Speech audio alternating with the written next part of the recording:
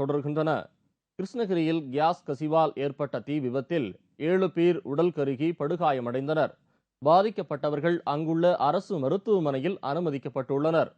கிருஷ்ணகிரி பாரதி நகரில் வசிப்பவர் சேகர். இவரும் இவரது குடும்பத்தினரும் சாலையோரம் அசைவ சிற்றுண்டி கடை நடத்தி வருகின்றனர். நேற்று மாலை சேகரும் அவரது மனைவி விஜயா மற்றும் மகன்கள் 3 பேரும் சேர்ந்து இரவு உணவு தயார் செய்து கொண்டிருந்தனர். அப்போது எதிர்பாராத விதமாக கேஸ் சிலிண்டரில் கசிவு ஏற்பட்டதை அடுத்து கடையில் தீப்பிடித்துக் கொண்டது. இந்த தீ விபத்தில் சேகர், அவரது மனைவி விஜயா மற்றும் மகன்கள் உட்பட 7 பேர் தீயில் கருகி படுகாயமடைந்தனர். அவர்கள் கிருஷ்ணகிரி அரசு மருத்துவமனையில் அனுமதிக்கப்பட்டுள்ளனர். தீ விபத்து தொடர்பாக காவல்துறையினர் வழக்கு பதிவு செய்து விசாரணை நடத்தி வருகின்றனர். கடலூர் துறைமுகத்தில் சுமார் 250 கிலோ எடை கொண்ட அரிய வகை மீன் பிடிபட்டுள்ளதால் மீனவர்கள் மகிழ்ச்சியடைந்துள்ளனர். கடலூர் துறைமுகத்தில் இருந்து 200க்கும் மேற்பட்ட மீனவர்கள் பைபர் மற்றும் விசை படகுகளில் கடலுக்குள் மீன்பிடிக்க சென்று வருகின்றனர். இந்நிலையில் மீன்பிடிக்க சென்ற தேவனாம்பட்டினம் சங்கர் மற்றும் வேல்முருகன் ஆகியோரது வலைகளில் அரிய வகை மீன் ஒன்று சிக்கியுள்ளது. கடல்ல மீன் பிடிக்க போனப்ப இந்த வகை மீன்கள் பட்டிருக்குது. இது என்ன பேர், என்ன வகை, இது சாப்பிடக்கூடியதா என்னன்னு சரியா தெரியல. சாப்பிடக்கூடியதா, இது என்ன வகையான மீன், எங்கேருந்து வந்தது, இது என்னன்னு ஒன்றும் புரியல. அதனால நாங்கள் ஆராய்ச்சி கூடத்துக்கு அறிவிச்சிருக்கோம். சுமார் 250 கிலோ எடையுடன் கூடிய உருண்டை வடிவத்தில் உள்ள அந்த மீனை ஏராளமானோர் பார்த்து சென்றனர். காஞ்சிபுரம் அருகே சுடுகாட்டிற்கு இடம் கேட்டு சாலையில் பிணத்தை வைத்து கிராம மக்கள் சாலை மறியலில் ஈடுபட்டதால் பரபரப்பு ஏற்பட்டது. காஞ்சிபுரத்தை அடுத்த போந்தவாக்கத்தில் சுமார் 200க்கும் மேற்பட்ட குடும்பத்தினர்கள் வசித்து வருகின்றனர். கடந்த பல ஆண்டுகளாக இந்த பகுதியில் இறந்தவர்கள் அருகிலுள்ள கொட்டவாக்கம் கிராமத்தில் அடக்கம் செய்யப்பட்டு வந்தனர். இந்நிலையில் அடக்கம் செய்யப்பட்டு வந்த இடத்தை சிலர் ஆக்கிரமிப்பு செய்ததால் அவதிக்குள்ளான அந்த பகுதி மக்கள் சுடுகாட்டிற்கு புதிய இடத்தை ஒதுக்கி தருமாறு அதிகாரியிடம் மனு கொடுத்தனர். ஆனால் அந்த மனு மீது இதுவரை எந்த நடவடிக்கையும் எடுக்கப்படவில்லை. இதனால் ஆத்திரமடைந்த அந்த பகுதி மக்கள் நேற்று ஒரு பிணத்தை வைத்துக் கொண்டு சாலை மறியலில் ஈடுபட்டனர். இதனைத் தொடர்ந்து சம்பவ இடத்திற்கு விரைந்து வந்த காவல்துறையினர் போராட்டத்தில் ஈடுபட்டவர்களுடன் சமரச பேச்சுவார்த்தை நடத்தியதை அடுத்து போராட்டம் கைவிடப்பட்டது. இந்த சம்பவம் காரணமாக அந்த பகுதியில் சிறிது நேரம் பரபரப்பு ஏற்பட்டது. தனியார் சட்டக்கல்லூரிகளை துவங்க தமிழக அரசு அறிவித்துள்ள அனுமதியை திரும்பப் பெற வலியுறுத்தி சென்னை சட்டக்கல்லூரி மாணவர்கள் கையெழுத்து இயக்கம் நடத்தி போராட்டத்தில் ஈடுபட்டனர். தனியார் சட்டக்கல்லூரிகள் தொடங்க கொடுத்த அனுமதியை திரும்பப் பெற வேண்டும் என்று இந்த போராட்டத்தில் வலியுறுத்தப்பட்டது. தனியாருக்கு அனுமதி கொடுத்தால் ஏழை எளிய மாணவர்கள் பாதிக்கப்படுவார்கள் என்றும் சட்ட கல்வித்தரம் பாதிக்கப்படும் என்றும் போராட்டத்தில் ஈடுபட்டவர்கள் குற்றம் சாட்டினார்கள். சட்டக்கல்லூரிகளை தனியார் சட்டக்கல்லூரிகளை மாற்றக்கூடாது.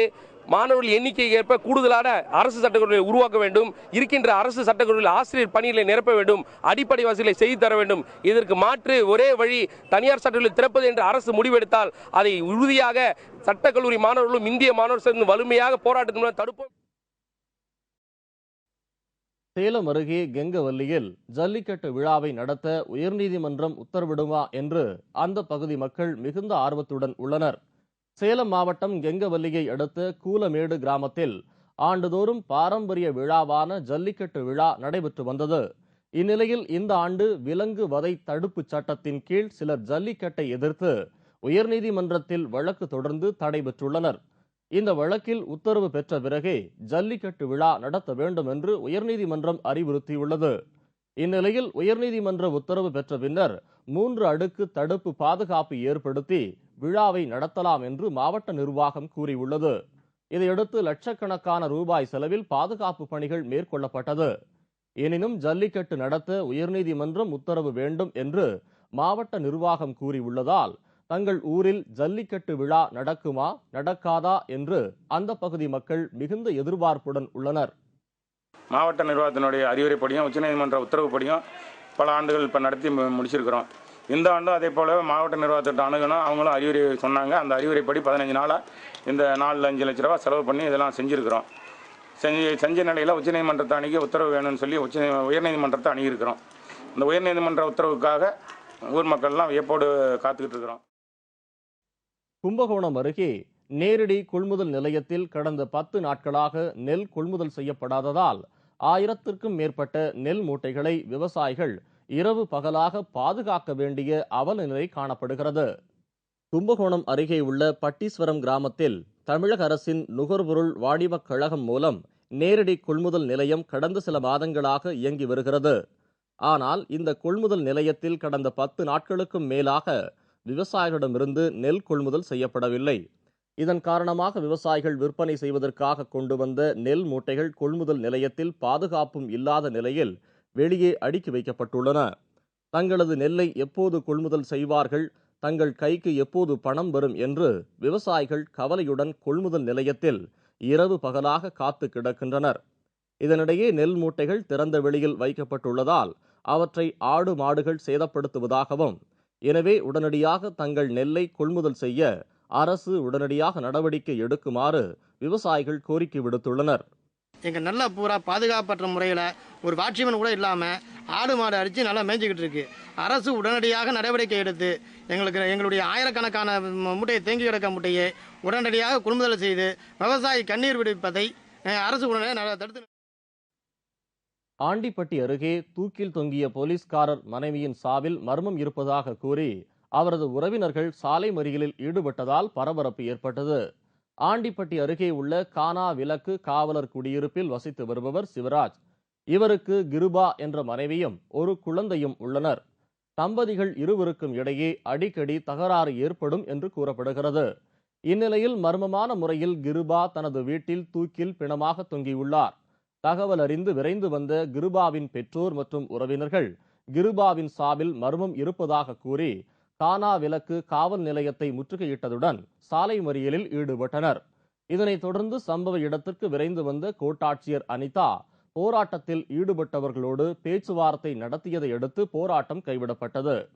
இந்த சம்பவத்தால் அந்த பகுதியில் சிறிது நேரம் பரபரப்பு ஏற்பட்டது.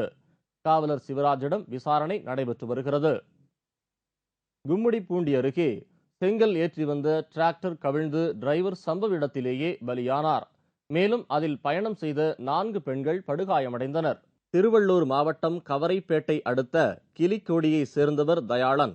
இவர் இந்த பகுதியில் உள்ள செங்கல் சூளையில் டிராக்டர் டிரைவராக வேலை பார்த்து வந்துள்ளார்.